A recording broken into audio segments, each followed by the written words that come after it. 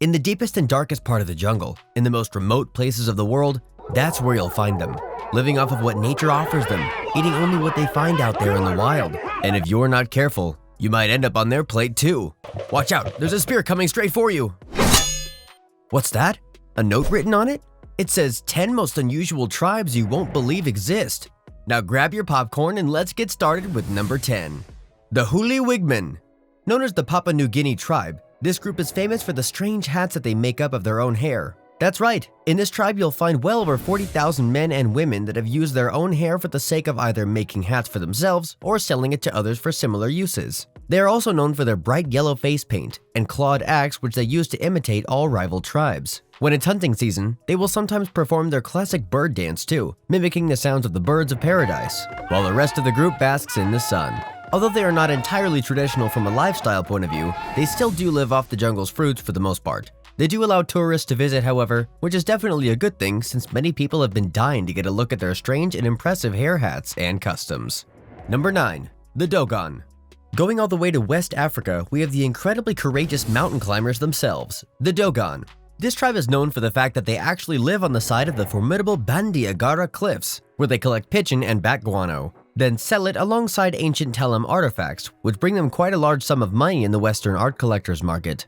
Although you might not think it, well over 400,000 members live in this tribe, with over 700 villages having been built onto the side of the cliffs here. Similar to the New Guinea tribe we mentioned before, the Dogon tribe relishes on tourism, allowing people to come and visit them, even live with them for short periods of times in case they want to get a taste of the traditional Dogon lifestyle.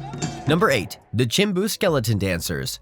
Let's take a step back and head on over to Papua New Guinea again. This time, as you can tell right off the bat, we're dealing with the notorious skeleton dancers. As the name implies, this tribe is known for the fact that they actually paint their bodies to look like skeletons. They even perform some strange dance similar to the Haka trying to imitate their enemy tribes.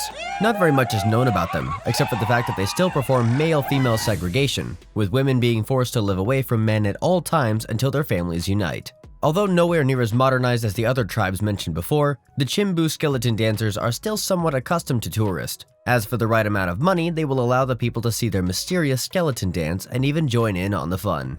Number 7. The Nenet. Oh geez, it's freezing. That's because we've just crossed back to the frozen lands of Siberia, where around 10,000 nomads live alongside 300,000 reindeers. Although the temperature doesn't really allow them to move around freely, the Nenet tribe has still made do being able to live off of freshly slaughtered reindeer blood in their traditional style camps. Although they've tried their hardest to stay away from the modern society, even going as far as to attack some of the tourists that wanted to visit them, they have changed their opinion a lot as of late, even permitting people to come and live amongst them, experiencing the traditional and out-of-this-world lifestyle that they are so known for. Although not the strangest tribe in the world, they definitely earned their place on this list simply because of how little contact they've had with the rest of the world over the years. Number 6. The Asaro Mud Men.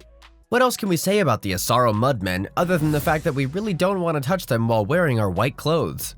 All jokes aside, this is yet another tribe that exists in Papua New Guinea, and as you can already tell from their name, what's strange about them is definitely the fact that they cover themselves entirely in mud, and that they wear these weird masks which are meant to represent the ancient spirits that protect and haunt the lands. They were only discovered a mere 75 years ago, and although they are seen as a national symbol by the officials, they're still quite dangerous, so we wouldn't recommend coming in contact with them. They have been known to attack any tourists that have not reported their visit beforehand. So if for whatever reason you see the mud people rolling towards you, definitely run and pray they're slower than you. Number 5. The Heba Herders. Going back to Africa, we have yet another strange tribe, this time one that relishes in their love for mud and dung. That's right, this tribe is actually well known for the fact that their whole village is built entirely out of dung and mud. And not only that, they are also known for lighting up an ancestral fire which burns every day at all times, as an homage to their elder god Mukuru. They use cattle to measure each other's worth, and they mostly live off of either those cows or the goats that they raise themselves. There aren't that many of them left, with less than 20 to 30,000 still reportedly alive at this point. And this is because they simply put cannot live with modern society constantly picking at them and poking at them with sticks. Honestly, we should probably keep our distance if we want them to make it for the next century. Wouldn't you say so too? Number 4. The Kazakh Golden Eagle Hunters. What's really special about the Kazakh Golden Eagle Hunters is definitely the fact that they actually use eagles to hunt.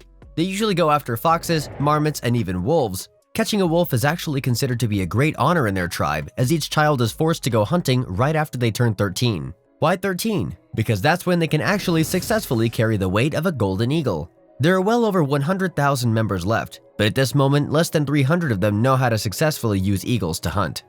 Number 3. The Sentinelese. Whenever you think about a wild tribe, you usually picture a group of half-naked people painted in strange colors living their lives away from society. Although most of our picks have been quite different from that notion, we're finally talking about a tribe that fits that description. Meet the Sentinelese, a strange group which will not hesitate to attack and kill any trespasser in an instant. They have never allowed a tourist to visit them, and they have even been allowed by the Indian government to kill anyone that dares cross the water there, because it is their rightful land that they are defending right there.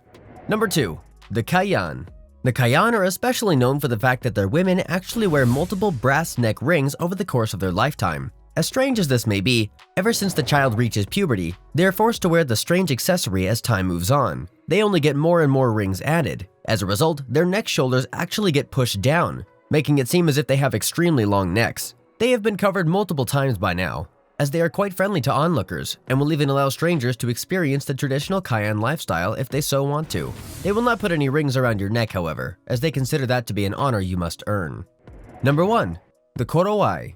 We couldn't have a list like this without mentioning the man-eating Korowai. That's right, the Korowai is a tribe that inhabits the west part of Papua New Guinea, and although they will also eat sago, fish, and wild pigs, they still do also practice cannibalism, consuming either rival tribe members or trespassers. Despite this, they have been rather nice to tourists, but we still wouldn't be okay with joining them for dinner. Would you say so yourself? Could you live a life without iPhones, Gucci, YouTube, or the Kardashians? Let us know in the comment section below. Also, be sure to click on the recommended videos on the left and right side of the screen for more awesome binge-worthy content from us. See ya!